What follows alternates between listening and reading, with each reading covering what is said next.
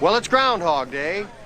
Again? Well, it's Groundhog's Day. Back to chapter 1. Ned Ryerson? Ned Ryerson? The reason why we're back in chapter 1, we find ourselves in Groundhog's Day, is because Tolkien originally conceived of Lord of the Rings as 6 books. 6 books? Frodo woke and found himself lying in bed. At first he thought he had slept late after a long unpleasant dream. Like, what would be funny is if they put Frodo woke, comma, found himself, comma, lying in bed. So he's like, wow, man, I really am a ring bearer.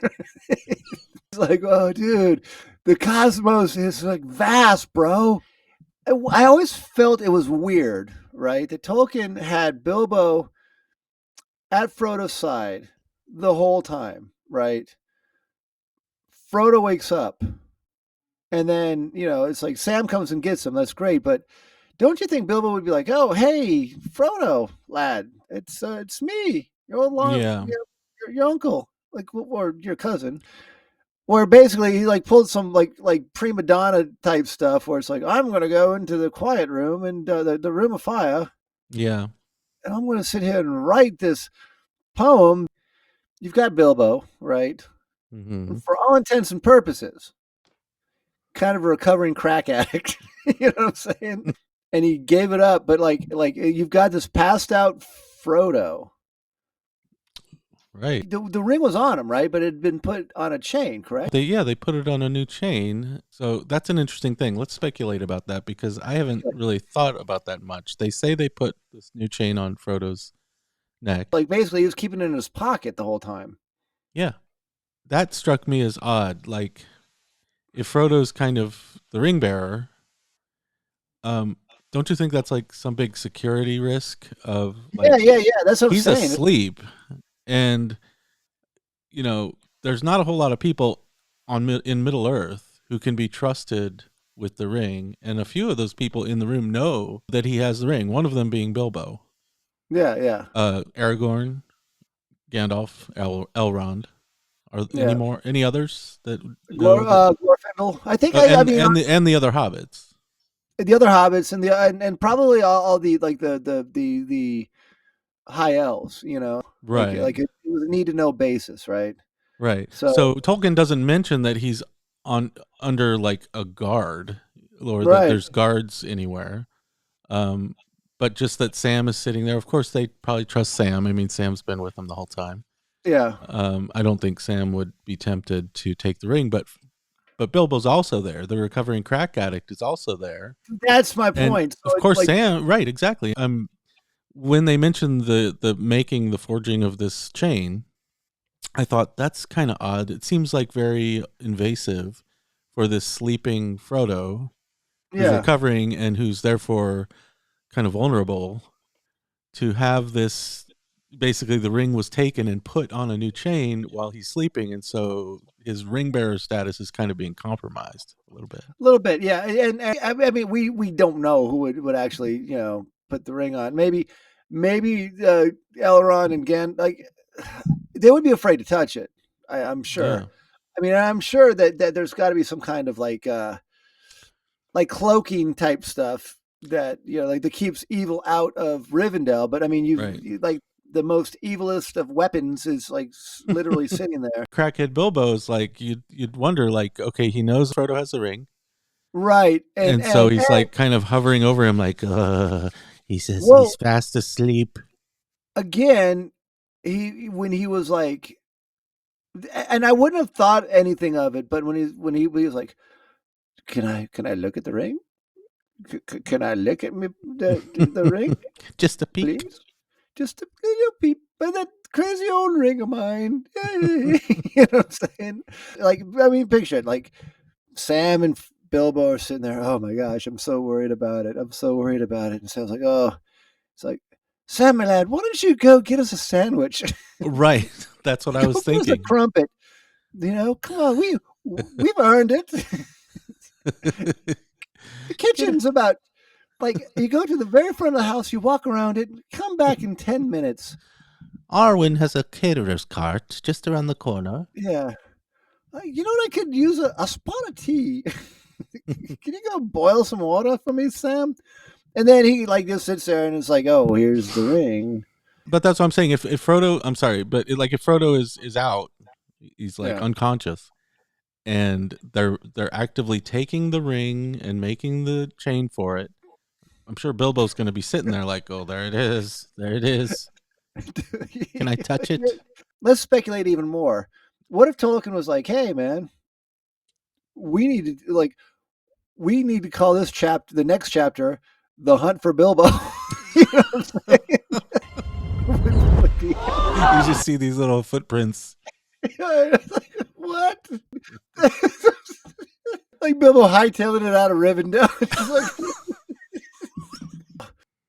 Like he's gonna go to Minas Tirith and go to the red light district or something like that. I don't know, man. You know what'd be funny? Okay, you know what'd be funny? So like I would imagine that they would take every precaution necessary. Like if they had hazmat suits, like Elrond would put on a hazmat suit, walking into like walking into Frodo's room like some medieval astronaut, right? And you know, I mean, just like sitting there, and then like, but I picture like, remember that Monty Python skit where they found the world's most dangerous joke, Oh and right, they yeah. had everyone like doing laments in the background, like crying, and like they've got the guys going in like in there, like this whole big production just to put this chain on the ring, you know, where it's like, just like, okay, don't look at it. I'm gonna pick it up with this pencil and hold it and not even touch it. Now you take the ring and the chain and slide it through. Slide the chain through. Don't touch Wrap it around his neck. And then someone like touch the ring, and then they got to go and like, oh, you need. But to if they go put the pencil, I mean, stand. would the pencil be invisible?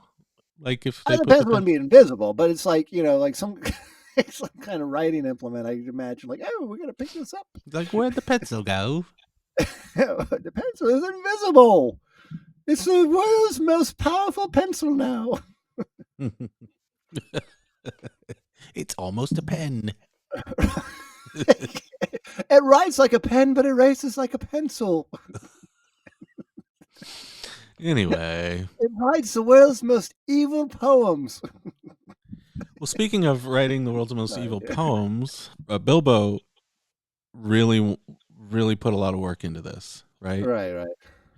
I mean, he kind of wandered off from Frodo, who's near death, so he can sit in a corner and work on this poem, right? And he just really wanted to impress the elves, because the elves seemingly they know good poetry. Yeah. Like he's really trying to impress them, and it's really sad. Their response is like the saddest thing.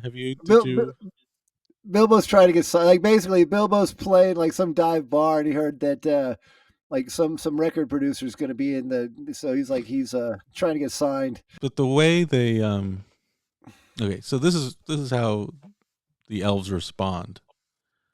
Okay, right. So now we better have it again, said an elf, which sounds like a compliment, right? After he chants this long poem.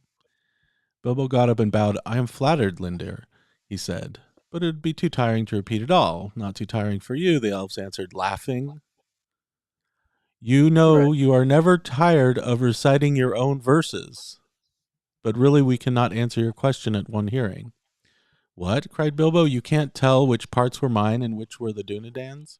So I guess before reading this, he proposed this question to the elves, saying, guess which lines were mine and which ones were written by Aragorn. Yeah, okay. Like basically, he had to make a game of it, or else they're like, I don't want to hear your damn poem. Right. So he made it into a little game. Question, dude. He's like, if you could guess which line my favorite is, I'll give you a penny. I'll give you a halfpenny. So, but they respond, it is not easy for us to tell the difference between two mortals, said the elf. That's such a dick response. I know. I thought so too. I was like, oh, two mortals. Two mortals. You guys are so stupid. It is difficult to tell us. It's difficult to tell the difference between two brands of inferiority. Right. It's like asking me to choose between Coke and Pepsi. They're both garbage. They're both garbage. Yes.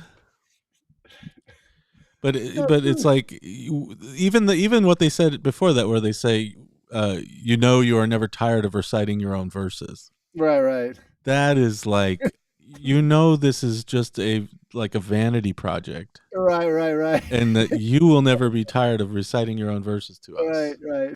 So apparently, cool. the poem was. I mean, maybe they liked it, but it seemed like it wasn't up to snuff for the elves, right? Which is interesting because reading this, I guarantee you, and this is where I'm going with all this, and this is where I think it's maybe a little bit interesting. I guarantee you that Tolkien himself worked hard to make this poem as perfect as he could get it to be. Right. This is Tolkien. This is Tolkien trying to write a really good poem. Yeah. I mean, I consider Tolkien a great poet, and his meter here is like flawless. Every line just kind of trips off the tongue, and it's very musical. And there's all this interior rhyming going on, right? So it's obviously a work of great craftsmanship as far as Tolkien was concerned. Right. Now this is why I think it's interesting, because here's Tolkien trying his best to write a great poem, but he puts it in his book as the work of Bilbo, and in the context of the elves, he makes it inferior to what the elves are capable of. You know what I mean? So it's almost Tolkien. It's like his own wish fulfillment of like, I'm trying to depict to my readers that the elves are just these amazing poets, and that they can write poetry in their sleep without even trying, because they're just that gifted. And in order to convey that, he's going to make this amazing poem as best as he could do, and then kind of ridicule it. Right. In the voices of these elves who are supposed to be better than that. You know what I mean? Like, yeah. I wonder it's it's an interesting tactic to show how amazing these elves are by doing as best as he can do, and then imagining that this is Tolkien imagining to himself, like, as good as I could do as a poet, I know that there's these elves who I'm also creating. Right. But I'm imagining that they could just do better. Right there. Oh, look at that. That sucks. I can't even understand what they're saying. You call this poetry? Call that poetry? I call it hot garbage. That's like something I would just rattle off on in a bathroom stall. Dude. The one thing though that, again, I mean, along those lines, like the one line that, or like paraphrase, but the one line that I always thought was funny was, and this kind of gave Aragorn a little bit of personality that up to this point I don't know if you really had, right? What line? Where he's like, if you have the cheek to, if you have enough cheek to write poetry, basically about Arendelle and Arendelle's heirs, Arendelle's kin's house, then that's your own business or whatever. He said that if I had the cheek to make this is very top. If I had the cheek to make verses about Arendelle in the House of Elrond, it was my affair. I suppose he's right. Right. So this is a conversation that Bilbo had with Aragorn.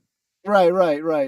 But it was kind of like, oh man, like, that whatever like if you have the cheek. Again, I always thought that always struck me as funny. It said a lot about Bilbo and about Aragorn in just that sentence. You know what I'm saying? Right, but it's funny how Aragorn here says that, basically saying, do you have the cheek to write about Elrond's ancestors and their doings and their great deeds in the House of Rivendell? But Arendelle is also, Aragorn is also related to this family. This poem that Bilbo recites, it's describing a scene from the Silmarillion Arundel was a mariner that tarried in Avarnian. He built a boat of timber felled in Nimberthil to journey in. It talks about him building this boat and then sailing into the west. So and eventually Elwing, his wife, turns into a bird and brings Arundel a Silmaril, which together they kind of basically end up in outer space, Right. as Venus, probably like the day star, Yeah. the morning star. Oh, Oh. day star. Oh. Fighter of the night star. Oh. Anyway, so this is a story about, right here in the center, Elwing and Arundel, the mariner, right? Yeah. And then those were Elrond's parents. So, Bilbo's just trying to please his host. He's writing these great stories about, hey, Elrond, thanks for having me. Again, it's I mean, he's trying so hard to please Yeah. his host, and it seems like the elves can do nothing but kind of tear him down a little bit, tease right. him a little bit. You know what I mean? Yeah, but like they're poking fun at him. I again reading it as a kid and even reading it now, I never like they didn't feel like they were They weren't being mean. They're they just weren't like, being oh, yeah. look This at is just how elves are. It's banter. It's witty banter. yes, It's well, done in good fun it's and uppity witty banter, like a little bit. But just yeah, to clarify, so Elwing and Arundel are Elrond's parents, but they're also obviously the parents of Elros, Elrond's brother, right. who decides to become mortal and human, and is ultimately the great great great great great great grandfather of Aragorn. Wow. So Aragorn and Arwen are distantly related in that way.